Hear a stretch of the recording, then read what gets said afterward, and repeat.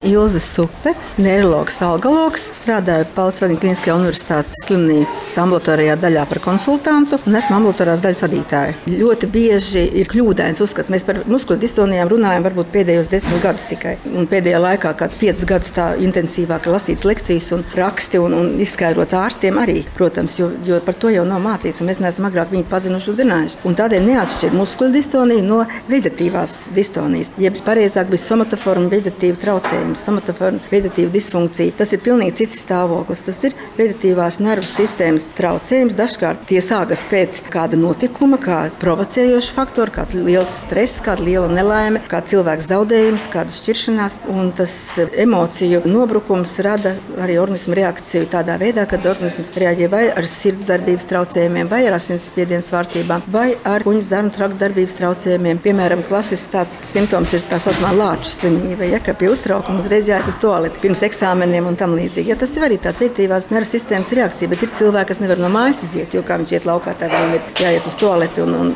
ir tādi dīvaini dažādi simptomi, kas varbūt dažkārt ir tāds, ka trūkst elpa. Klasiski ir tā, ka nevar ievilkt elpu un liekas, ka tu žņaudz nost un kad jātais loks vaļā un kad rēpes jāplēš vaļā. Un cilvēki bieži pie šiem simptomiem meklē īstu slimību. Vai, piemēram, ja pie tā elpas trūkuma viņi meklē vairoga dziedzera patoloģiju vai plaušu slimību, astmu parasti. Dažkārt šī astmas diagnoze nevietā varbūt ir, bet dažkārt meklē, protams, pie kardiologa visas sirds ehokardiogrāfijas un viss izmeklējums, lai pierādītu, vai tur ir sirds vainīga vai nav. Šajos gadījumos pie šīs vegetatīvās distonijas parasti neko neatrod orgānos, nekāda patoloģija. Tā ir tīri šīs vegetatīvās, jeb autonomās nervu sistēmas disfunkcija. Tas ir galvas smadzeņu dažu daļu disfunkcija.